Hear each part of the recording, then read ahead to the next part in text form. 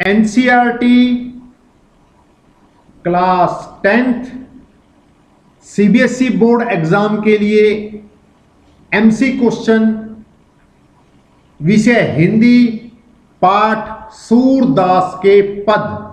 MC question हम करेंगे। Complete Surdas के पद के पाठ के सभी एमसीक्यू जितने भी बनते हैं हम इस वीडियो के अंदर आपको देंगे। आप हमारी वीडियो कंप्लीट यदि देखेंगे तो आप बच्चों को बुक्स चैप्टर पढ़ने की भी आवश्यकता नहीं है, इतनी 100% गारंटी है, क्योंकि कंसेप्ट इज पावर।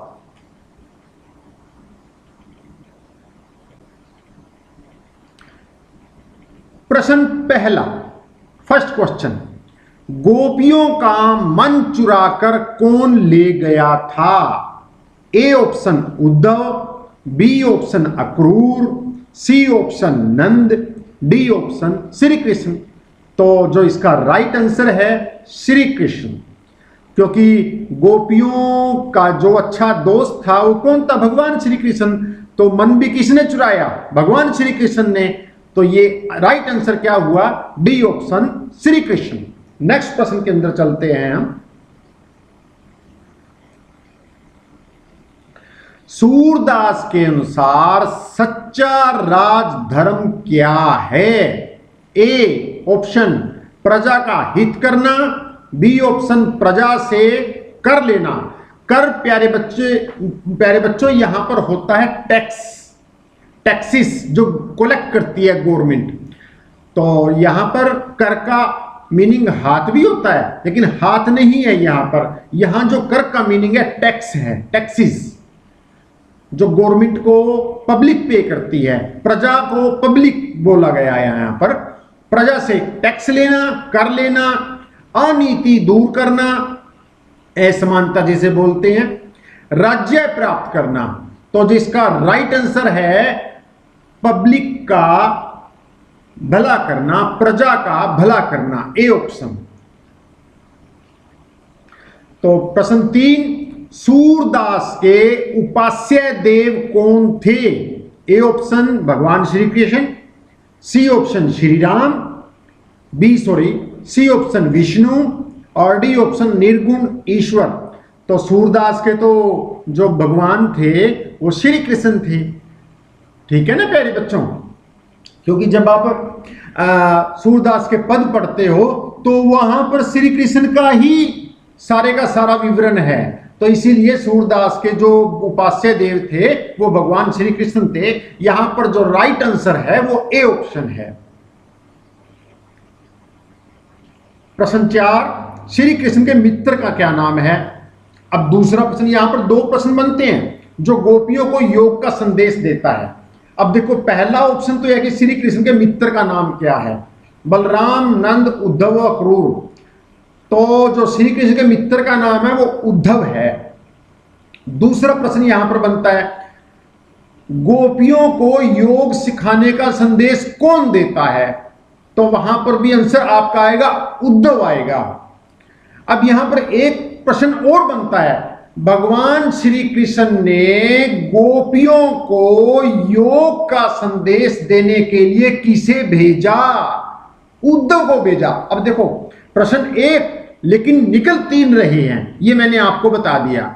तो मित्र का नाम उद्धव, योग का संदेश कौन देगा? उद्धव। लेकिन भगवान श्री कृष्ण ने गोपियों के पास किसे भेजा?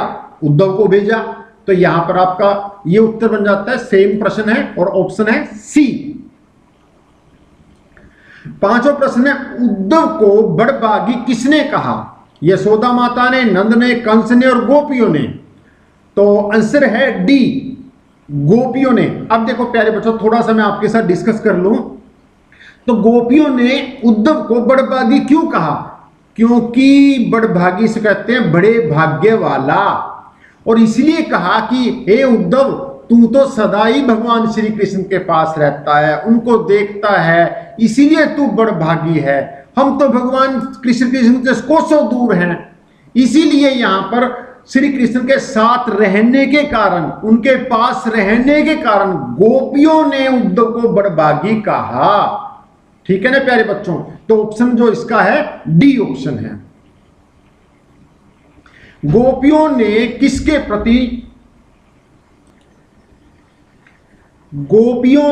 किसके प्रति अपना प्रेम भाव व्यक्त किया? श्री राम के प्रति, निर्गुण ईश्वर के प्रति, श्री कृष्ण के प्रति, उद्धव के प्रति।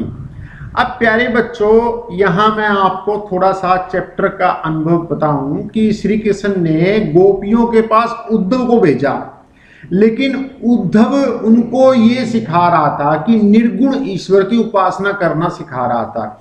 लेकिन गोपियों ने कहा हम नहीं जानते किसी निर्गुण ईश्वर को, हम तो अपना प्रेम भाव श्री कृष्ण के प्रति अर्पित करते हैं। ठीक है ना। तो नेक्स्ट प्रश्न, प्रीति नदी किसके लिए प्रयोग किया गया?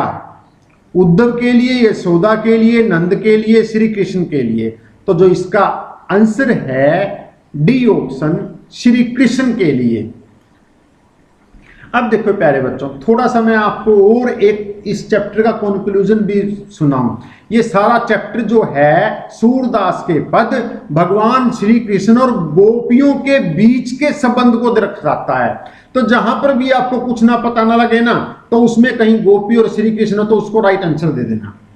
तो यहां पर श्री कृष्ण के लिए आंसर है। प्रथम पद में कौन अपने आप को भोली और अबला समझती है? देवकी, यशोदा, गोपियां और राधा। तो भोली और अबला इस कारण से समझती हैं क्योंकि भगवान कृष्ण उनके साथ नहीं है। अब जिनके साथ उनके प्रभु ना हो तो वो अबला ही होंगी ना। जिनके साथ जिनके सखा नहीं है, उनके पिता नहीं है, उनके रक्षक नहीं है, तो वो अबला ही अपने आप को समझती हैं, भोली हैं कि हमारे तो रक्षक हमारे साथ नहीं है। तो गोपियां इसका राइट आंसर है। गुड़ चाटी जो पागी, इस पंक्ति में गुड़ अर्थात गुड़ किसे कहा गया है? श्री कृष्ण को, उद्धव को, श्री कृष्ण के प्रेम को और गोपियों को। यहां पर श्री कृष्ण के प्रेम को गुड़ कहा गया है क्योंकि गुड़ पर चींटियां इकट्ठी हो जाती हैं, इसीलिए श्री कृष्ण के प्रेम में सारी गोपियां इकट्ठी हो जाती हैं, उनको माखन खिलाती हैं।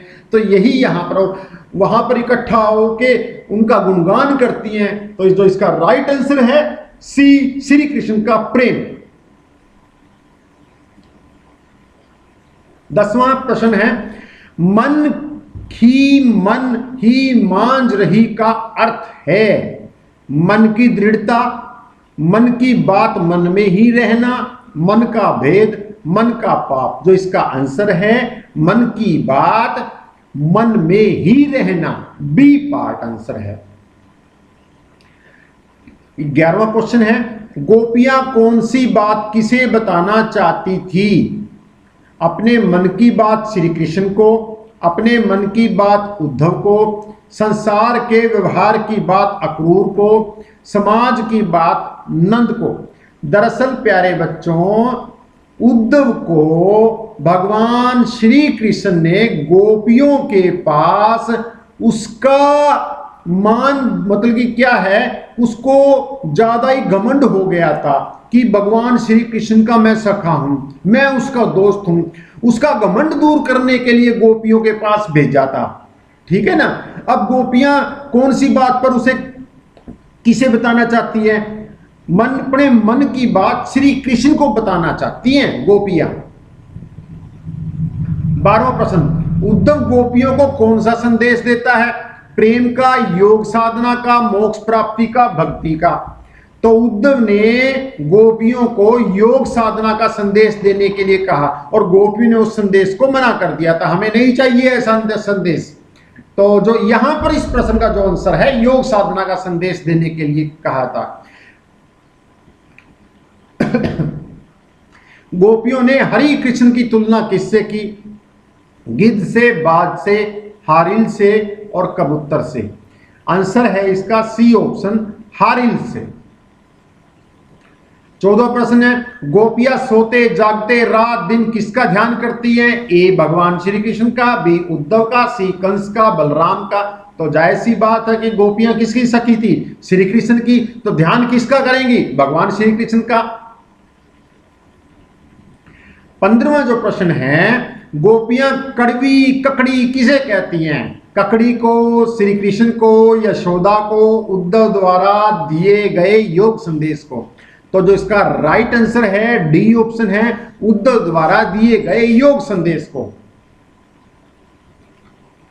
16वां प्रश्न है, मन चक्री से क्या अभिप्राय है? मन की चालाकी, मन का चक्र, मन की अस्थिरता और मन की स्थिरता। तो जो इसका राइट आंसर है प्यारे बच्चों सी, मन की अस्थिरता, मन की चक्री। आज मन यहां है, कल वहां है, कल वहां है। जैसे आप क्लास के अंदर बैठे हो तो मन घर भी जाएगा, मम्मी के पास भी जाएगा, और भी कहीं जाएगा, खेल के दुकान पे भी जाएगा, इसलिए मन चक्री है। और इसका जो राइट आंसर हुआ मन की अस्थिरता। 17वां जो प्रश्न है 17, सूतो व्याधि हमको ले आए पंक्ति में व्याधि किसे कहते हैं? ए योग साधना, बी भक्ति संदेश, सी श्री कृष्ण को और डी वीर्य को। तो जो इसका राइट आंसर है सी, श्री कृष्ण के प्रेम को। 18वां प्रश्न, गोपियों के अनुसार किसने राजनीति की शिक्षा प्राप्त की है? कंस ने, नंद ने, श्री कृष्ण ने, उद्धव ने। तो आंसर जो है इसका सी ऑप्शन है, श्री कृष्ण ने राजनीति की शिक्षा प्राप्त की है। मधुकर शब्द का प्रयोग किसके लिए किया गया? भ्रमर के लिए, श्री कृष्ण के लिए, नंद के लिए, उद्धव के लिए। जो इसका राइट आंसर है मधुकर शब्द का प्रयोग उद्धव के लिए किया गया। उद्धव के लिए। गोपियों के अनुसार पहले से ही चतुर कौन था? बलराम, श्री कृष्ण, कंस और उद्धव।